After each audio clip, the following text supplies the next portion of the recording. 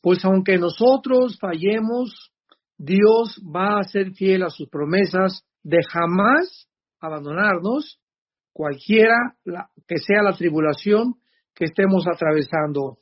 Veamos rápidamente algunos pasajes de la Biblia, como en Isaías 43:2, que dice: cuando pases por las aguas, yo estaré contigo. Y si por los ríos, no te anegarán.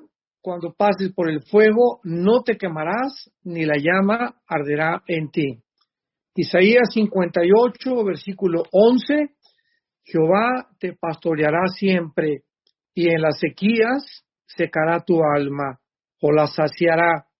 Dará vigor a tus huesos, y serás como huerto de hierro, de riego, como manantial de aguas, cuyas aguas nunca falten.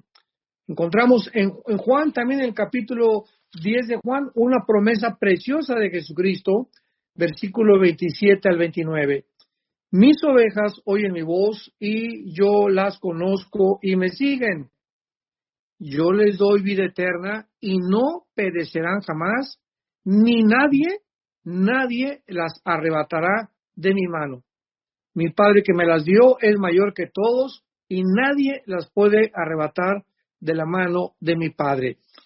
Y el apóstol Pablo en Filipenses capítulo 1, versículo 6 dice: lo que Dios inició en sus vidas, también lo terminará. Entonces, todas estas promesas de las cuales la Biblia está llena, nos confirman, nos aseguran realmente que Dios está con nosotros y no en contra de nosotros. Y para comenzar, recordemos que Dios no nos va a proteger, ¿verdad?, de nuestras dificultades. O sea, estamos en un mundo muy peligroso, un mundo donde hay maldad dentro del corazón humano, un mundo donde hay maldad a nuestro alrededor, sequías, desastres naturales, etcétera, etcétera, y un mundo también donde hay un enemigo de nosotros, invisible en la dimensión espiritual, que es Satanás, sus principados demoníacos y los demonios. Así que vemos un mundo muy peligroso y sabemos que vamos atravesando solamente por un mundo ocupado por el enemigo. Entonces tenemos que recordar que las dificultades, los problemas, las preocupaciones, la persecución que podamos atravesar en este mundo están trabajando para nuestro desarrollo espiritual. Como lo dice Romanos capítulo 5, versículo 3 al 5.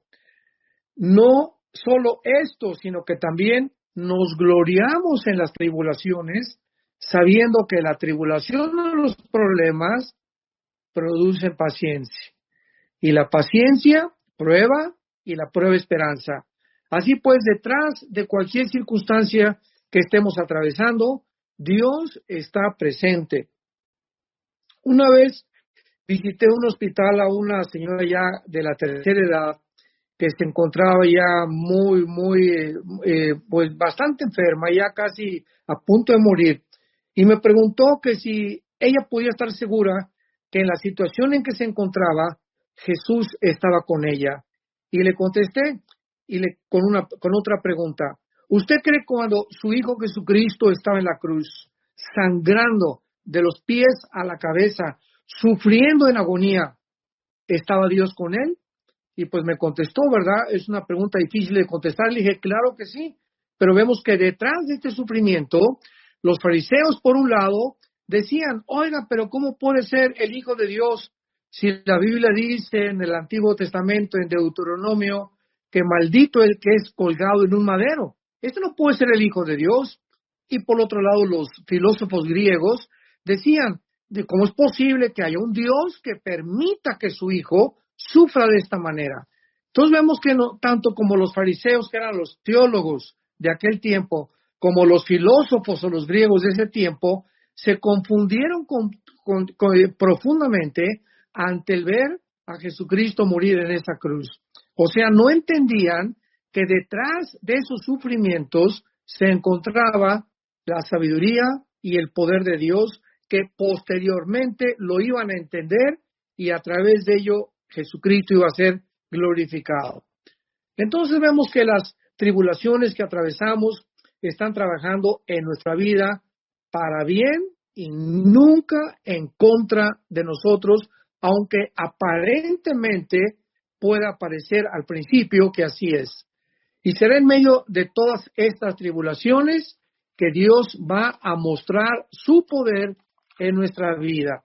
Por ejemplo, el apóstol Pablo, en su segunda carta a los Corintios, claramente comienza a explicarles a los discípulos que le seguían que el problema que él tenía en su carne, o sea, supuestamente Pablo tenía una enfermedad continua que le atormentaba. Muchos dicen que posiblemente haya sido un problema en los ojos, porque a los Gálatas les escribe en la carta a los Gálatas que con cuán grandes letras les escribo. Pero cualquiera que haya sido el problema que Pablo haya atravesado o la enfermedad que padecía, dice en 2 Corintios capítulo 12, versículo 7, y esto es muy, pero muy profundo para la mente madura en Cristo. Dice así: y para que la grandeza de las revelaciones no me exaltara desmedidamente, me fue dado un aguijón en mi carne, un mensajero de Satanás que me abofeteé para que no me enaltezca sobremanera. Si leemos los primeros versículos de este capítulo 12, vemos que Pablo tuvo una experiencia inigualable, una experiencia gloriosa, que fue subido al cielo estando vivo. Claro que no en el cuerpo, ¿verdad? Sino que su espíritu, igual que el apóstol Juan y que otros ejemplos que tenemos en la Biblia de santos de Dios, subieron al cielo porque la carne y la sangre no pueden heredar corrupción. Entonces, él fue sacado de su cuerpo y fue al cielo el apóstol Pablo, y dice claramente, ¿verdad? En el capítulo 12 que estamos leyendo de 2 Corintios, conozco a un hombre en Cristo que hace 14 años, o sea, 14 años después de que él tuvo esta experiencia, él comenzó a contar esta experiencia. Vemos que Pablo era profundamente humilde. Cualquiera diría: ¿qué creen anoche? Tuve un sueño que Dios me llevó al cielo, o que morí y que una persona vi a mi esposa, o que vi a mi hermana, etcétera, etcétera. ¿Y cuánta gente oímos actualmente en el mundo cristiano que murió y que fue al cielo, etcétera, etcétera? Y Pablo pasaron 14 años sin que a nadie le hubiera contado esta experiencia. Fue una experiencia tremenda. Imaginémonos nada más estar con Dios en el cielo y regresar a la tierra. Sin embargo, el Espíritu Santo sabía que a pesar de la humildad de Pablo, continuamos como él escribe en Romanos capítulo 7, el mal está en nosotros. O sea, aun cuando él había experimentado esto con el Señor, y aun cuando Pablo era un ejemplo de humildad, había la posibilidad de que él pudiera enaltecerse, enorgullecerse algún día, y entonces Dios consideró en su sabiduría darle un aguijón a algo que lo estuviera continuamente molestando físicamente. Y entonces Pablo dice que cuando él sintió esto, pues él le pidió a Dios, versículo 8, tres veces le ha rogado al Señor que lo quite de mí. Y veamos la respuesta de Dios. Dios me dijo: bástate mi gracia, porque mi poder se perfecciona en tu debilidad. En otras palabras, Pablo, no necesitas que te sane, no necesitas que puedas experimentar una vida completamente libre de problemas, sino que a través de tus sufrimientos, yo estoy perfeccionando mi poder en tu vida. Tú no lo puedes entender, pero mi poder está realmente obrando de tal manera que cuando tú te des cuenta, verás que te va a mantener en el equilibrio que yo necesito que tú tengas para el grandísimo llamado que yo te he hecho. Entonces, veamos ahora en nuestro pasaje con esta introducción, Romanos 8, cuáles podrían ser la clase de problemas o tribulaciones que pudiéramos enfrentar. Y que tal vez cualquiera de estos problemas nos pudieran separar de Cristo. Porque muchas veces hemos oído: bueno, pues si yo me quedara sin dinero, negaría a Dios. Si yo tuviera una enfermedad, pues realmente no creería que Él es bueno. Y si mi esposo me deja, pues entonces, ¿dónde está el poder de Dios? ¿Por qué Dios no permitió que mi esposo se convirtiera? O un joven, ¿verdad? Pues si mi novia me deja, yo le pido a Dios que no se vaya mi chenchita ni mi panchita, y ya se fue con otro mi novia. Y todas estas situaciones obran en nuestra vida para que podamos creer que Dios nos ha abandonado. Pero veamos pues con mucho detalle y profundizándonos en estas 7 cosas que posiblemente pudieran ser cosas que nos separaran de Dios. En primer lugar, Pablo menciona la tribulación. ¿Quién nos separará? Versículo 35, Romanos 8. ¿Quién nos separará del amor de Cristo? Tribulación. Es lo primero que Pablo menciona. Esta palabra, tribulación, es muy importante porque es la palabra tilipsis. A los que las quieran escribir, les voy a dar algunas palabras griegas porque nos dan mucho más profundidad y más amplitud para entender lo que Pablo está diciendo. Es la palabra tilipsis, que significa presión. Veamos en 2 de Corintios capítulo 4, versículo 8 al 9. Repito, 2 de Corintios 4, del 8 al 9, lo que escribe Pablo a esta iglesia. Que estamos atribulados, y esta palabra es la misma que se usa aquí, tribulación. Que estamos en tribulaciones en todo, mas no angustiados, en apuros, mas no desesperados, perseguidos, mas no desamparados, derribados, pero no destruidos. Veamos nosotros el peligro tan grande que existe cuando atravesamos presiones o tribulaciones o dudas en la vida. Podemos estar en medio de problemas, pero cuidado con que lleguemos a la angustia. La angustia es cuando, como hay muchas personas que en la iglesia, nosotros como pastores llega, ay hermano, ay señor, ya se me está saliendo el pecho, mi hija se fue de mi casa. Y le digo, mire doña Chole, yo no voy a orar por usted, porque la condición en la que usted viene en este momento a pedirme ayuda es de angustia. O sea, usted está en un estado de incredulidad, que creer que realmente Dios no está con usted. Y en segundo lugar, yo no soy Dios, los pastores no somos dioses. Y primero, cálmese, doña Chole, estése tranquila, y entonces vamos a platicar y le voy a decir qué puede usted hacer. Pero nunca podemos llegar a este estado de angustia donde creemos que Dios nos ha abandonado. Por el amor de Dios, hermanos en Cristo, jamás permitas caer en la angustia de ya no puedo, ya Dios me abandonó, no sé qué hacer, porque en ese momento bajas el escudo de la fe. Dice Efesios capítulo 6 que el escudo, o sea, la fe, la confianza que tenemos en Dios es la que detiene los dardos de fuego de Satanás. Entonces, si tú haces que tu fe caiga al suelo, estás en incredulidad total. Y cuando tú caes en este momento de incredulidad, Satanás se viene con todo lo que tiene para angustiarte más, para presionarte más, para poder crear en tu vida un estado de pánico y de estrés donde creas ya que Dios te ha abandonado. ¿Por qué llegas a ese momento a creer eso? Porque has bajado el escudo de la fe. Igualmente dice Pablo aquí, estamos angustiados en apuro, manos de brazos, perseguidos, mas no desamparados, derribados, pero no destruidos. Recordemos rápidamente un ejemplo en el Antiguo Testamento. Dios es experto, ¿verdad?, en su sabiduría, en muchas veces llevarnos a situaciones donde nos sentimos que realmente no hay salida.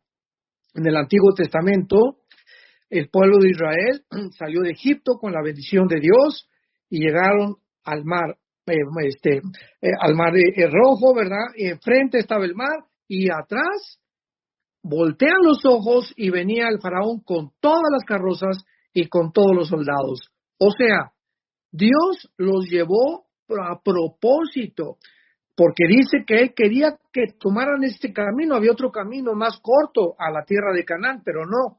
Dios los llevó a ese punto para que se sintieran entre la espada y la pared, como decimos. Ahí en ese momento decían, no podemos avanzar porque el mar está enfrente de nosotros y nos ahogamos, y atrás están los egipcios, no tenemos ni una sola arma, nos van a acabar. Y claro, echaron la culpa a Moisés. Oye, Moisés, para eso nos sacaste de Egipto, para que llegáramos a ese punto. Sabemos que Moisés clama a Dios, ¿y qué le dice Dios? Moisés, dile al pueblo que no haga nada y que vean mi poder. Cuando llegamos a ese punto de angustia, donde creemos que no hay ninguna puerta, ninguna ventana, ninguna salida, recordemos que no podemos llegar a la angustia, vuelvo a repetir, ni tampoco sentirnos que ya vamos a morir, que ya estamos destruidos. Dios tiene un plan y de ese plan Él nos va a sacar, tarde o temprano, porque nada nos puede separar del amor de Jesucristo. Entonces, observemos cuidadosamente que todas estas dificultades pueden venir a nuestra vida, pero también se nos da la respuesta de la forma como debemos reaccionar a ellas. Nunca en angustia, nunca con desesperación. No permitas nunca en tu vida caer en este punto. Número 2. ¿Cuál es el otro problema que menciona Pablo que podía tal vez separarnos del amor de Cristo? Y la palabra es angustia. Esta palabra en el griego es steno, así con S al principio, stenochoria. Y esta palabra en el griego stenochoria, que se tradujo angustia, está formada por dos palabras separadas. Stenos, que significa angosto o estrecho, y choria, que significa espacio o territorio. Cuando las juntamos las dos, nos da la idea de estar presionado por diversas circunstancias, o sea, por diversas tribulaciones, sino la de estar confinado dentro de un espacio angosto, apretado y opresivo. Significa que muchas veces vamos a atravesar en la vida este significado, este problema, en el que nos vamos a sentir, como decíamos anteriormente, ya no hay salida. Ya, ¿cómo puedo salir de aquí? Ya mi esposo me abandonó, ya, ¿qué voy a hacer sin dinero? Ya no tengo seguro social.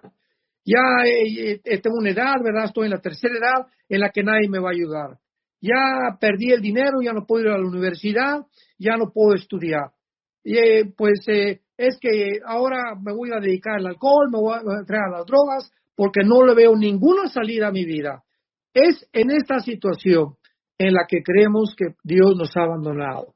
Nos sentimos apretados, nos sentimos angustiados, nos sentimos en un espacio donde parece que nos pusieron una camisa de fuerza y no hay manera de poder romper la condición en la que nos encontramos. Cuidado, esta angustia no puede separarnos del amor de Jesucristo, porque la idea no es solamente de estar presionado por diversas circunstancias, sino que no nos sintamos de esta manera, porque voy a repetir, caemos completamente en la incredulidad. Número 3, Pablo menciona la persecución. Esta palabra, persecución en el griego, es la palabra dioko, con D de Daniel y con K, dioko, y contiene la idea de estar perseguido por alguien que intenta dañarnos. Recordemos aquí dos cosas importantes. La primera, la persecución, recuérdalo, es normal para todo cristiano que testifica de Cristo. Jesús dijo en Juan 15:18, el mundo te va a aborrecer porque a mí me aborreció. En 2 Timoteo 3:12 dice la Biblia, aquel que es realmente piadoso, que vive cerca de Dios, padecerá persecución. Así que la persecución es inevitable, lo vamos a ver por qué. Y en segundo lugar, experimentaremos la persecución para que nuestra fe sea probada.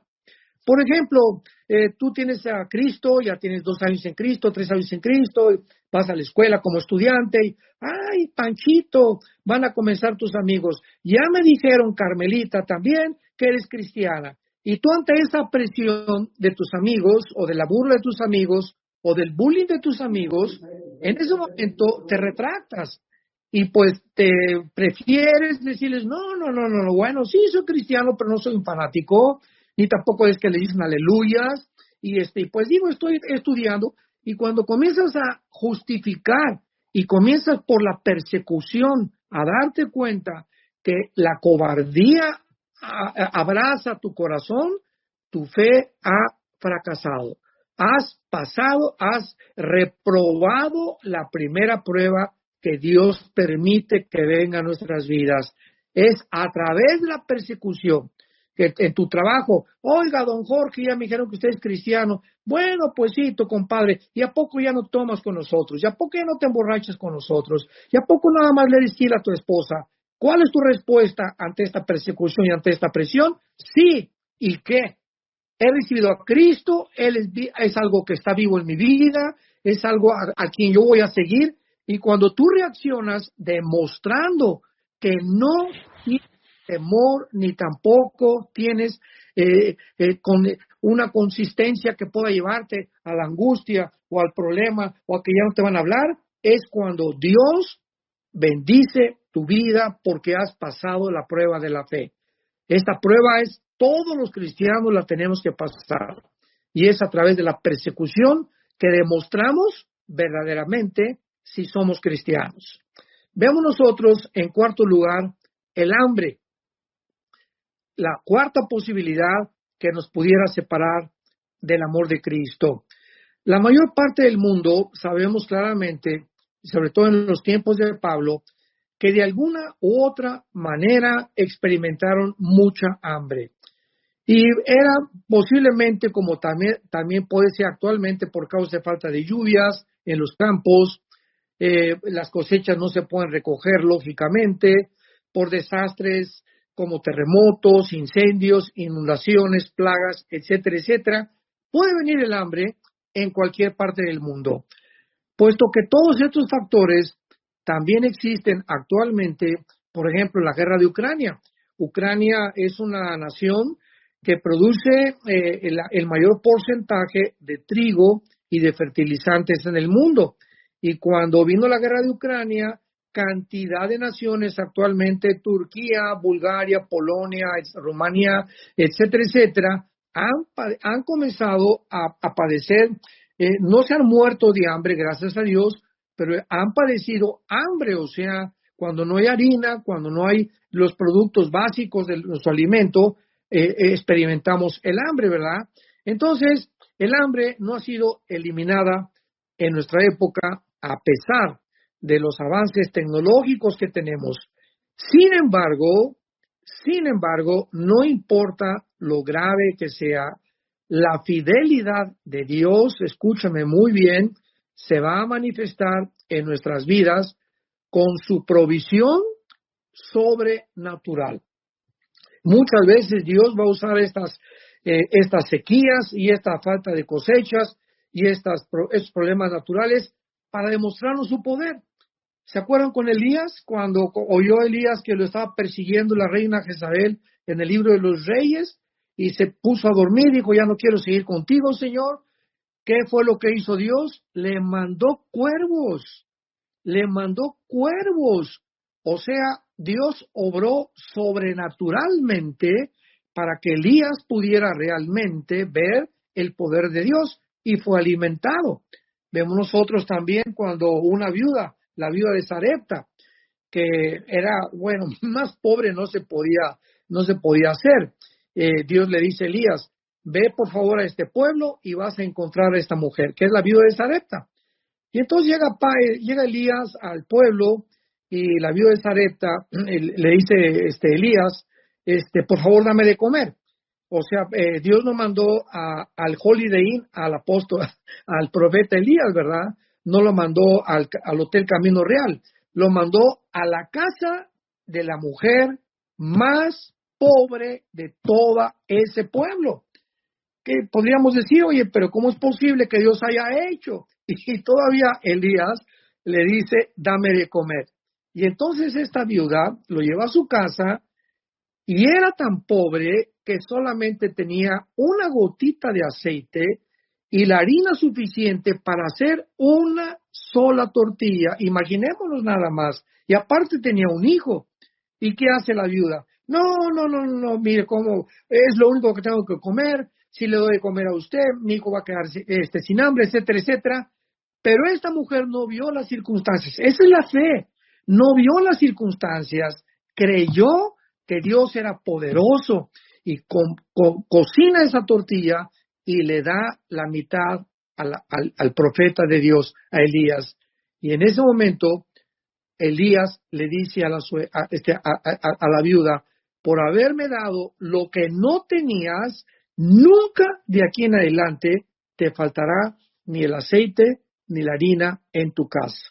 Así que, como dice el Salmo 37:25, el rey David, joven fui y envejecido, y no he visto justo desamparado, ni su descendencia que mendigue el pan. El pan no nos va a faltar jamás. Haya incendios, haya terremotos, Dios va a proveer de alguna manera, sobrenaturalmente, para nuestra vida.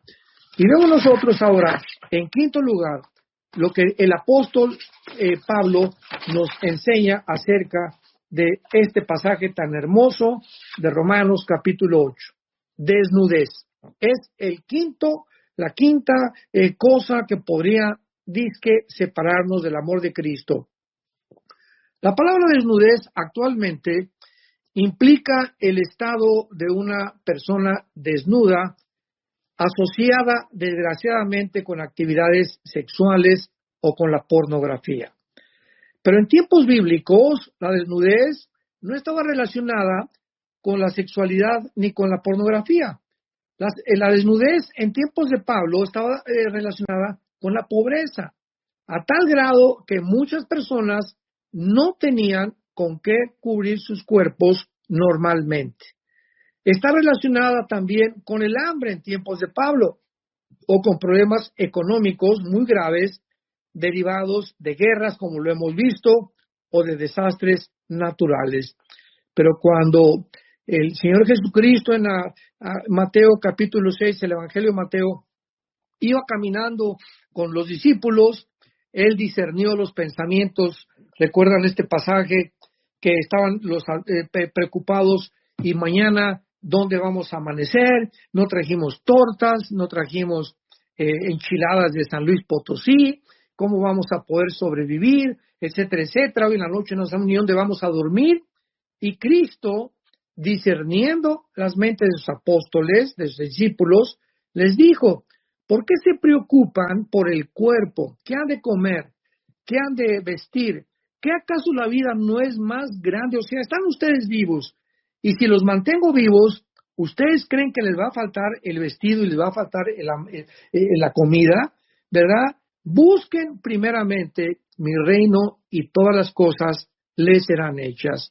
Y aquí es cuando nosotros vivimos en una época, y lo podemos ver, de afán. Actualmente la gente, oye, ¿y si sube el petróleo? ¿Y si sube el dólar? ¿Y qué pasará si viene la guerra de Ucrania? ¿Y si hay una guerra nuclear? Etcétera, etcétera.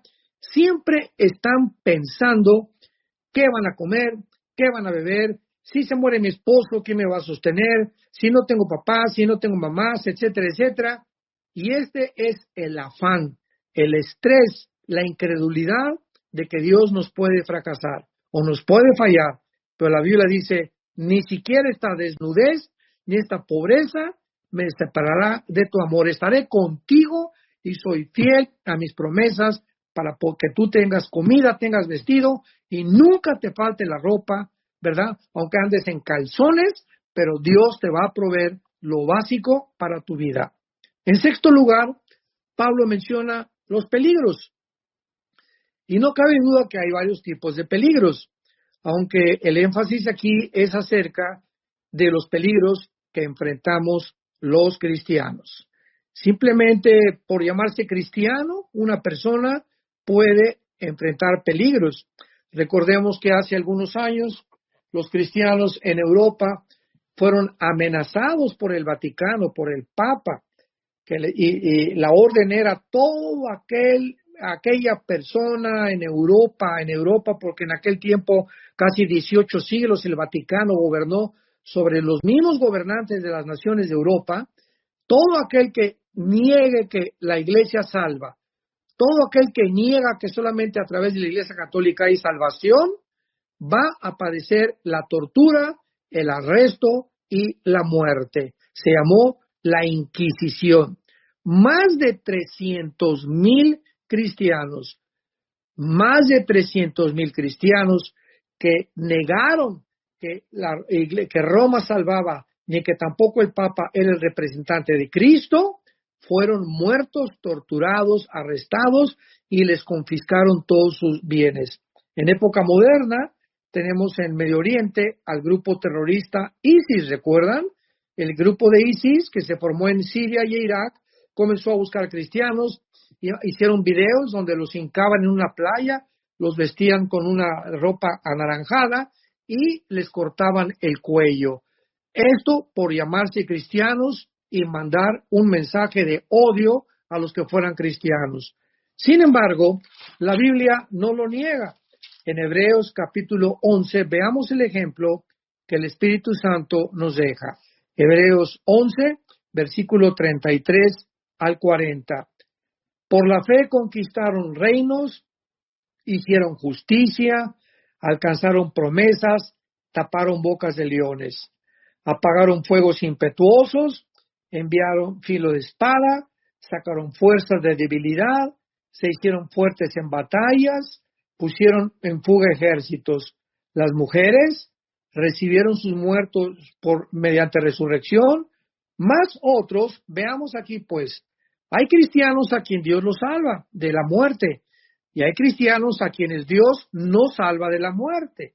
Entonces, Dios trabaja de diferentes maneras con su pueblo.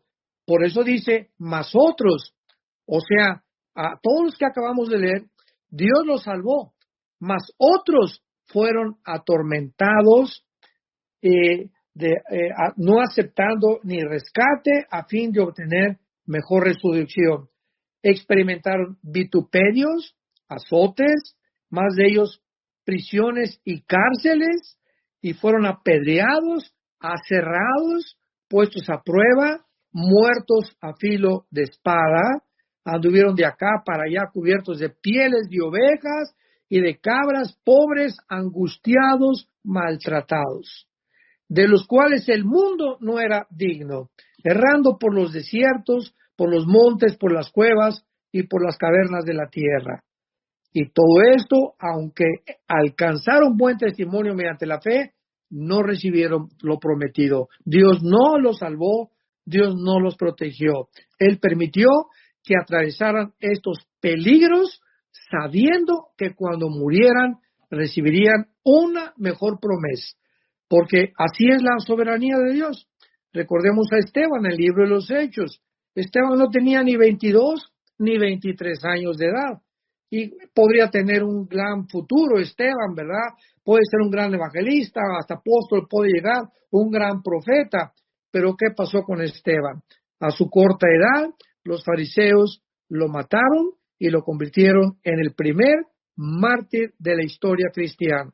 Entonces, hay veces que Dios permite esas cosas, hay veces que no las permite, es la soberana voluntad del Señor. Tenemos en séptimo lugar la espada en el capítulo 8 que estamos estudiando, la espada. ¿Podrá la espada separarnos del amor de Cristo? ¿A qué se refiere Pablo aquí con la espada? Aquí se nos da a entender la violencia extrema que miles de cristianos han enfrentado y en la que han muerto, como acabamos de mencionar, han muerto como mártires por la fe.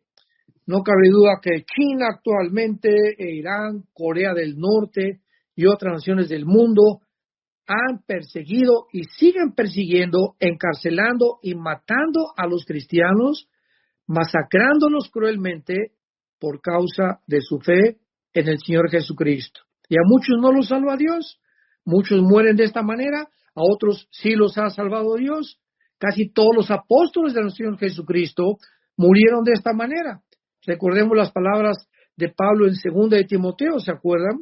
Pablo, el gran guerrero de Dios, el apóstol de Dios, fue al cielo, bajó del cielo, tenía una enfermedad que Dios le permitió que la mantuviera para mantenerlo prudente, tranquilo y humilde. Antes de morir Pablo, lo abandonaron todos, murió en un calabozo. Bueno, más bien no murió en el calabozo, sino que escribe desde un calabozo su segunda carta al apóstol Timoteo, capítulo 4, y dice el versículo 6, ya estoy a punto de ser sacrificado. Él sabía que iba a ser echado a los leones, o tal vez le iban a cortar la cabeza, pero él sabía que se encontraba ya en el Coliseo romano, a punto, tal vez al otro día, que iba a morir. ¿Cuáles fueron las palabras de Pablo? Ay, pobrecito de mí, para eso te he servido, Señor, y para eso fui un buen cristiano.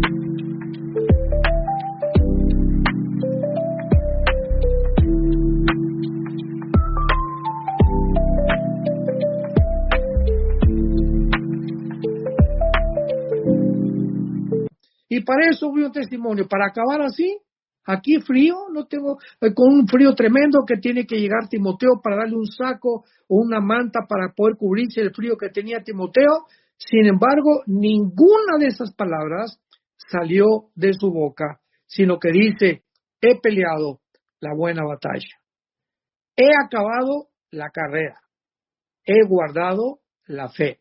Por lo demás, vean la seguridad de Pablo. Por lo demás, me está guardada, ¿en dónde? En el cielo, claro, ¿verdad?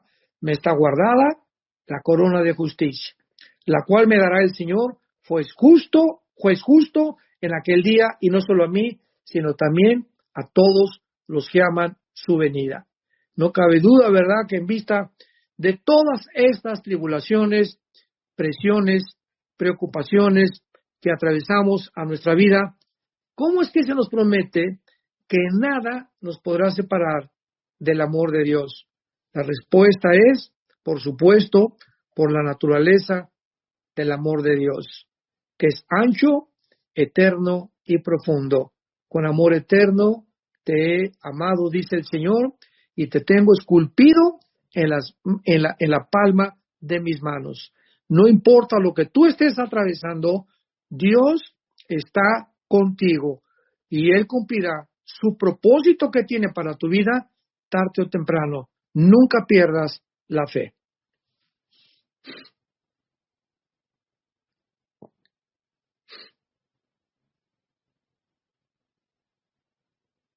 ¿Hay preguntas, Cristian? Amén. Sí, aquí Jamie Montes hace una pregunta y dice que si la persecución que menciona Pablo también puede ser espiritual. Bueno, eso no hay ninguna duda al respecto, ¿verdad? Porque no tenemos guerra contra carne ni contra sangre, Efesios capítulo 6, versículo 12, sino contra principados, gobernantes de las tinieblas. O sea, la persecución espiritual siempre, de ahí en la importancia que en Efesios 6 el apóstol Pablo dice, pónganse todos los días la armadura de Dios, porque no tenemos lucha contra sangre y carne. Entonces, hay una persecución continua a las 24 horas espiritualmente contra nosotros. Por eso no podemos darnos el lujo de separarnos de la Biblia ni de nuestra vida de oración. Doctor Armando, buenas noches. Por ahí preguntan, ¿sí me escuchas? Sí, claro. Preguntan que una cosa, pues es bien lindo tener la Biblia en la mente, ¿verdad? Y memorizar estos versículos que son hermosos y de mucho ánimo para nuestra vida. Pero dicen una cosa es la parte teórica, ¿verdad? Y otro, ¿cómo puedo llevar todo esto en la práctica? ¿Cómo puedo tener esta seguridad, esta confianza? ¿Cómo puedo llevarlo en medio de las situaciones a cabo? Viviendo lo que nosotros creemos. Dice el apóstol Santiago, no sean solamente oidores de la palabra, porque hay muchos cristianos que oyen, tienen la teoría, etcétera, etcétera. Por ejemplo, un varón, ¿verdad? Nosotros como hombres se nos manda en Efesios 5 amar a nuestra esposa. Bueno, ya no sé qué tengo que amar a mi esposa, lo he oído muchas veces porque dice la Biblia. La pregunta es, ¿lo estoy viviendo? ¿Realmente ella es la reina de mi casa? ¿Realmente soy un hombre considerado con ella? ¿La atiendo? ¿La trato con respeto? ¿Soy fiel a ella? No solamente cuando está, sino también cuando yo no estoy con ella, cuando estoy solo, cómo veo otras mujeres. Entonces, yo puedo tener todo el conocimiento, pero si no practico, si no vivo en carne propia lo que yo sé que es mi responsabilidad delante de Dios, vivo engañado, porque es muy fácil vivir engañado. Y los jóvenes, ¿verdad? Saben que 1 Corintios capítulo 6, huyan de la fornicación, cualquier otro pecado que el hombre cometa está fuera del cuerpo. Ahora pregúntate, ya lo sabes, vas a los estudios, a lo mejor estás en la alabanza, a lo mejor quieres ser predicador. Ahora pregúntate, ¿cómo tratas a tu novia? ¿Tratas a tu novia con respeto? ¿Eres honesto con ella? ¿O te estás acostando con ella? ¿O te estás acostando con tu novio? Y eres la alabanza. Entonces, ahí otra vez vemos el caso de cristianos engañados. ¿Cómo podemos nosotros vivir realmente una vida cristiana cuando estamos practicando, cuando no solamente somos oidores, sino hacedores? Dice Santiago capítulo 1, estamos viviendo lo que sabemos que es nuestra responsabilidad delante de Dios. Amén. Buenas noches, Padre, aquí desde la Ciudad de México. Dios los bendiga a todos. Qué gusto oírte. Sí, aquí estamos escuchándote, Estefano y yo. Así que ha sido de mucha bendición la predicación que acabamos de escuchar, ha sido un bálsamo para nosotros precioso. Y bueno, aquí la palabra del Señor dice que me seréis testigos, y como tú dijiste, esa palabra es martureo, ¿verdad? Entonces Dios está diciendo que tenemos que estar dispuestos a ser mártires también por la causa y la obra del Señor. Y aquí hay una muy buena pregunta, donde dice la hermana Deira, muchos...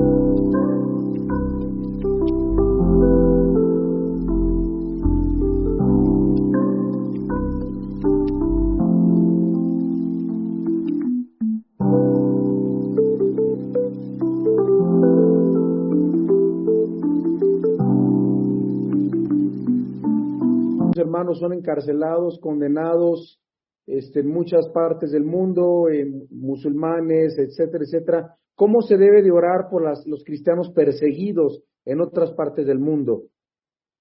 Bueno, simplemente porque como lo vimos anteriormente, no sabemos la voluntad de Dios, si quiere que se mueran en la cárcel o que sean liberados. Nuestra oración siempre es, Señor, te pido que en medio de lo que estos hermanos están viviendo, les des fortaleza. Los sostengas, y sabemos que las promesas de Dios, que no hay nada torcido ni perverso en ella, todas ellas son rectas al que entiende y razonables a los que han encontrado la sabiduría. Proverbios capítulo 8. Entonces nuestra oración debe ser esto. Pablo, ¿se acuerdan ustedes cuando Pedro en el libro de los Hechos lo encarcelaron? Dice la Biblia, y la iglesia hizo oración por él. No dice la Biblia qué específicamente pidieron, pero simplemente, Padre, te pedimos que Pedro, si es tu voluntad, dice la Biblia, hágase tu voluntad en los cielos como en la tierra, y como muchas veces no sabemos cuál es su voluntad, simplemente creemos en su soberanía. Te pedimos por Pedro, te pedimos que lo fortalezcas, y si es posible, ¿verdad, Señor? Y si es tu voluntad, sácalo de la cárcel. Y fue la voluntad de Dios sacarlo, mandando un ángel sobrenaturalmente de su prisión. Entonces, así debe ser nuestra oración siempre. Padre, tú sabes la condición de los enfermos igual, ¿verdad? Vamos a orar por este enfermo, Señor. Padre, te pedimos que lo levantes, que lo fortalezcas, que le llenes sobre todas las cosas un poder sobrenatural en tu corazón y en su vida y en su mente por lo que está atravesando en este valle de sombras y de lágrimas. Sin embargo, Señor, lo ponemos completamente en tus manos, sabiendo que tu voluntad para esta vida es perfecta, agradable y buena. Aquí hay otra muy buena pregunta, muchas gracias por esta respuesta. Hay otra pregunta muy buena, dice, ¿puede dañar a un cristiano en obediencia la brujería o ataques satánicos? No, absolutamente no. Dice en Isaías 59, ninguna arma forjada prosperará contra ti, sino que Dios te librará y mostrará su salvación. Entonces, un cristiano que vive en obediencia es un cristiano que está cercado por el poder de Dios. Es un cristiano que tiene la fe donde los dardos del maligno no pueden llegar. Es un cristiano que tiene la espada, que tiene el casco de la salvación, que está seguro a quién pertenece y a quién está siguiendo, y no hay absolutamente ningún poder del cielo en la tierra, ni debajo de la tierra, que te pueda hacer daño.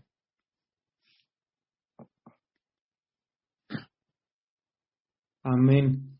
También están preguntando aquí en el chat, dice Dora Nájera, sé que Israel es el pueblo escogido por Dios. ¿Cómo debemos orar por ellos? Ya que últimamente hay muchas personas que odian a Israel. Bueno, no solamente muchas personas, sino que la mayor parte de los millonarios actualmente en el mundo, la mayor parte de la grande influencia en el mundo que son judíos, odian a Israel. Por ejemplo, ¿verdad? Carlos Marx, pues fue judío, era judío, y ven ustedes que fue el que postuló la famosa teoría o la ideología del comunismo. Se dice que Hitler tenía raíces judías, esto es impresionante. Hitler que tenía raíces judías. Hay otro señor que es famosísimo, que es uno de los líderes que están acabando con los gobiernos en Sudamérica y en el mundo entero, que se llama George, como Jorge, Soros, con ese. Métete al Google y googlealo y descubre George Soros, es un judío de Hungría y es un hombre que odia a Israel y quiere destruir a Israel. Entonces, Israel no solamente, cuando dice la Biblia que oremos por Israel, sabemos una cosa, ¿verdad? Que ahorita Dios está completamente desentendido de Israel. Ahorita el pueblo de Israel es enemigo de Dios. Hay muchos judíos que ya se han convertido y que han recibido a Cristo como Yeshua, el Mesías, y eso forman parte de la iglesia. Pero ahorita Israel como una entidad está bajo el juicio de Dios y regresará Dios a tratar con ellos durante los 7 años de la tribulación. Entonces ahorita, ¿verdad? No hay judío, no hay israelita, no hay griego, no hay nadie, ¿verdad? Que Dios tenga un plan específico. Ahora todas las nacionalidades somos un cuerpo en Cristo y ahora Dios vive y vela por todos aquellos, no importa su origen étnico, para que vivamos cerca de él. Antes, cuando decimos oremos por Israel, estamos orando para que se cumplan las promesas de Dios que se van a cumplir en el futuro respecto a la tierra de Israel, que les pertenece a ellos, pero que hasta que se arrepientan, Dios va a poder cumplir esas promesas, porque ahora viven actualmente en rebelión y en desobediencia en contra de él. Simplemente Tel Aviv, la capital de una de las ciudades más famosas que era capital de Israel, Tel Aviv, es el centro de los gays internacional. Es la ciudad con más homosexualismo en el mundo, Tel Aviv. Imaginémoslo nada más y recordemos lo que dice en Apocalipsis capítulo 11, que Israel se va a convertir como Sodoma y como Egipto. O sea, se va a convertir en un centro de degradación moral y de mundanalidad antes de que Jesucristo regrese.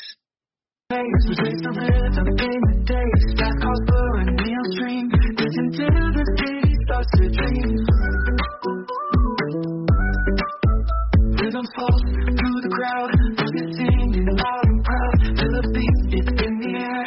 Magic moments everywhere. Electric heartbeat moves my feet, never retreat. Electric heartbeat, feel the heat. Let's repeat. This is love we find in the beats, our hearts align. With this glow, bring to life. Love the colors of the night. Twins crashing like the sea. Melody set us free. Unity in the sound. In this world we are found. This feeling takes control. Sparks ignite within my soul. While you're tight, can't deny. Electric hearts reaching for the sky. Electric. Amén, amén, Armando. Aquí hay una pregunta muy buena también, dice Saúl David. ¿Qué consejo nos puedes dar para resistir estos malos tiempos y padecimientos, aparte de la oración y acercamiento con Dios, ya que hay ocasiones que por más que tengamos comunión con Dios, sentimos que no nos responde y ahí es cuando nuestra fe es realmente probada? Bueno, cuando tú tienes esa fe que tú me acabas de mencionar y cuando tienes esas convicciones, nunca puedes pensar que Dios te ha abandonado. Precisamente por eso tienes esas convicciones. Y esas convicciones son como saber que estoy parado en la roca, no en la arena. Mi vida, mi fundamento es Jesucristo y nada ni nadie me va a separar de Él. Y dice en Josué capítulo 1, versículo 8 y 9, cuando muere Moisés y Josué tiene que tomar el cargo de liderazgo de Israel, pues nos imaginamos a Josué, ¿verdad? Pensando, ahora yo soy el comandante en jefe del ejército de Dios, pues voy a planear cómo entrenar a mi ejército, que dispare mejor con las flechas, y vamos a planear cómo vamos a asaltar Jericó, que era la primera ciudad que tenían que asaltar. Y cuando Dios ve, nos imaginamos que todos estos pensamientos estaban en el corazón de Josué. Le dice, mira Josué, de día y de noche, bueno Señor, yo nada más a las 12 del día leo la Biblia. Bueno, ¿estás sordo? De día y de noche. Bueno Señor, yo nada más de noche leo la Biblia. Bueno, ¿estás sordo o te lo vuelvo a repetir? De día y de noche. De día y de noche. Meditarás en este libro de la ley. Otra vez, ¿cuándo? A las 5 de la tarde, no, de día y de noche. Y si tú haces esto y la lees, la guardas, la memorizas, la digieres en tu corazón, te prometo que todo lo que hagas va a prosperar. Si tus fuerzas te fallan, no te preocupes, yo estaré ahí para consolarte. Por eso es el pasaje que acabamos de leer en Romanos 8. Oye, no podemos confiar en nosotros. ¿Cuántas veces yo también, como ser humano, verdad, aunque he estudiado, tengo 46 años predicando la palabra de Dios, este año cumplimos 46 años de ministerio, he enfrentado, hermanos, muchas ocasiones en las que yo he sentido que Dios me abandona. Y en esos tiempos en que yo he sentido que Dios me abandona, lo siento, mis sentimientos son engañosos. He sentido al mismo tiempo caer de rodillas en ese momento y volver a confesar, Padre, yo sé que estás conmigo, yo sé que no vas a abandonar, y vuelvo a ser renovado con esas fuerzas y esa energía que necesitamos para seguir sirviendo a Dios. Entonces somos flacos, somos débiles, somos tontos, somos rebeldes por naturaleza. Por eso no podemos confiar en nosotros. Esta es la razón por la cual la salvación no se pierde. Si dependiera la salvación de nuestras fuerzas y de nuestra obediencia, estaríamos fritos, ¿verdad? Porque separados de Cristo, nada podemos hacer. Sí, aquí hay una buena pregunta también, pero bueno, yo creo que esta persona no estuvo hace 15 días contigo en nuestro Zoom, donde hablamos de los escogidos o no escogidos, predestinados. Dice, si yo estoy orando por una persona inconversa para que sea salva, ¿Dios me concede mi petición o tiene que ser que esa persona esté dentro de los escogidos o del propósito de Dios? Es que nosotros no somos dioses. Entonces, cuando oramos por alguien, a nosotros no nos debe interesar absolutamente los resultados. Se nos manda simplemente sembrar la semilla y los resultados, el crecimiento, lo da Dios. Uno es el que siembra, 1 Corintios 3, otro es el que riega. Entonces, no nos debe interesar si se salva o no se salva. Oramos, Padre, te oro por Panchita, te oro por mi tío, te oro por mi abuelo, etcétera, etcétera. y yo cumplo obedeciendo que Dios dice, 1 Timoteo capítulo 2, orar por todos los hombres. Entonces, nuestra responsabilidad es orar. Y así la persona se convierte o no se convierte, no es nuestro problema. Así que dejemos los resultados a Dios y obedezcamos orando por todas las personas que Dios pone en nuestro corazón o que nosotros anhelamos que sean salvos. ¿Cómo andas tiempo, padre, de preguntas? ¿O ya quieres que terminemos? Tú dinos. Sí, 2 preguntas más. Ok, dos preguntas más.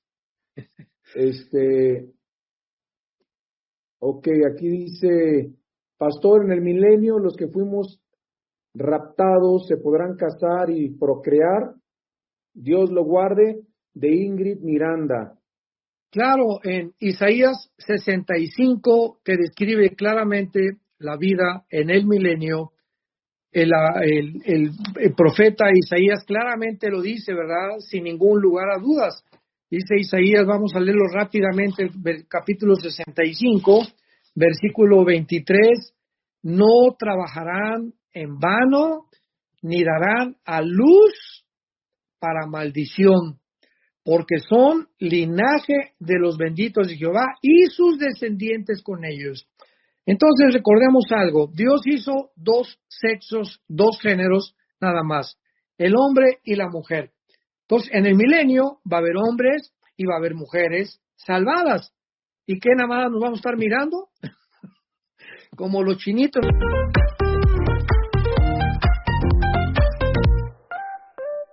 Woke up in the sunshine light, colors so bright, feeling right. Hop in my shoes, run into the day, sparkles in the air, come play.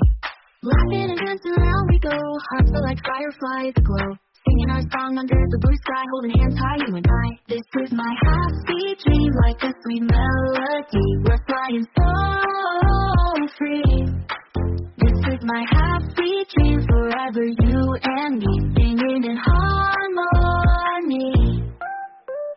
Smiles all around everywhere we see. Jump in the puddles, joy is our key. Rainbow above, colors so bright. We shine in the day and into the night. Friends from the sky can't stop this fun. Sharing our secrets till the day is done. Sunsets and starry nights we take. Living our lives in this bright place.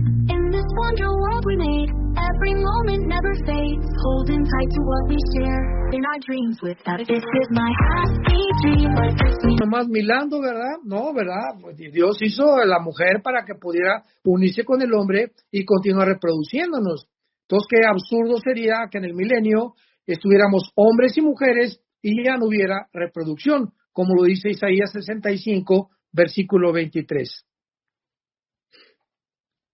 Ok, la última pregunta, como nos dices, gracias, de Katia Sánchez, que hace 2 preguntas en una. Buenas noches, soy Fernando. ¿De qué ovejas habla Juan 10:16? ¿Dónde dice tengo otras ovejas que no son de este redil? ¿A qué se refiere?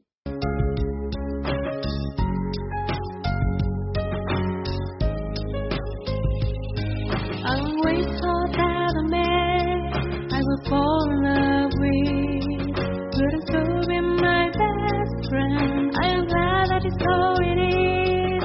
I am glad that it's so it is. You are my dearest friend, with whom I have never kept any secret. You know me the way I am, and I know the real you, and that's what makes our bond of love so special. You are my dearest friend, with whom I have never kept any secret. You know me the way I am, and I know the real you, and that's what makes our bond of love so special.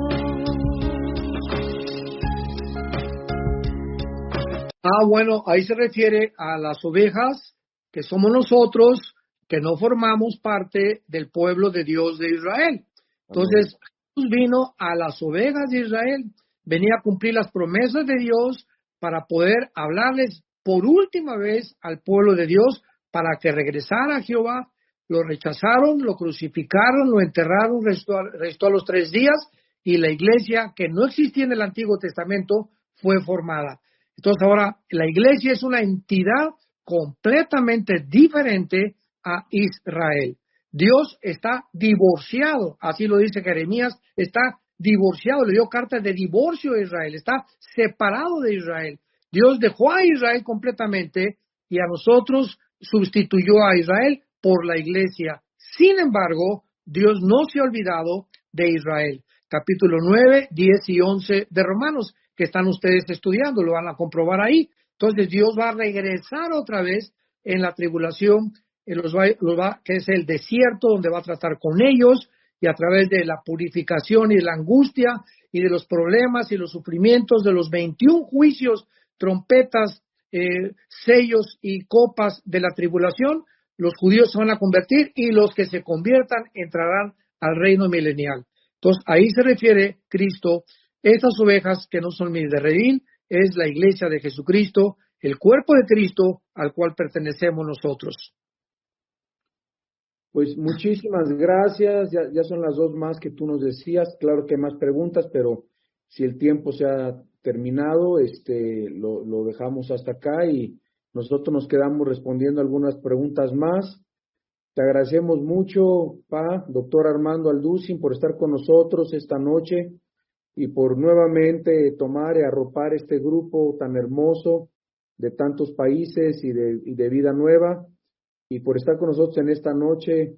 Saludos a Martita, a toda la familia, que Dios te bendiga, Gracias, y los invito a todos a que continuemos orando por mi nieto Estefano. Oremos.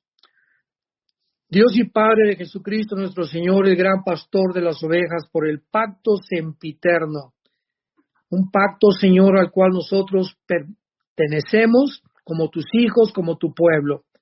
Te damos gracias, Padre, por las enseñanzas, el valor, la fortaleza que nos infunde tu santa palabra, que es viva y eficaz y más cortante que toda espada de 2 filos. Señor, nos unimos como tu pueblo para orar por tu hijo y por tu siervo Estefano, y también por Alán como su padre. Los dos necesitan mucha fortaleza, necesitan en este tiempo que están atravesando, Señor, la infusión de tu espíritu de una forma especial, sobrenatural, para que ellos puedan aferrarse a esa cruz y poder descubrir, Señor, que todo lo podremos en Cristo Jesús, nuestro Salvador.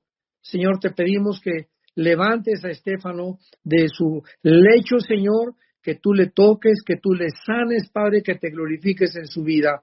Ese es el deseo de nuestro corazón. Él está completamente en tus manos.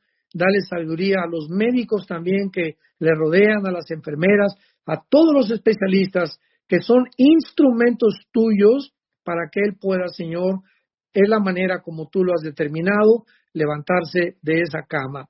Te damos gracias por su vida de Estefano, te damos gracias, Señor, por el corazón que él tiene, por las almas perdidas y por el ministerio tan grande que tú le darás, porque lo pedimos y te damos las gracias en el precioso nombre de Jesucristo, y tu pueblo dice, amén.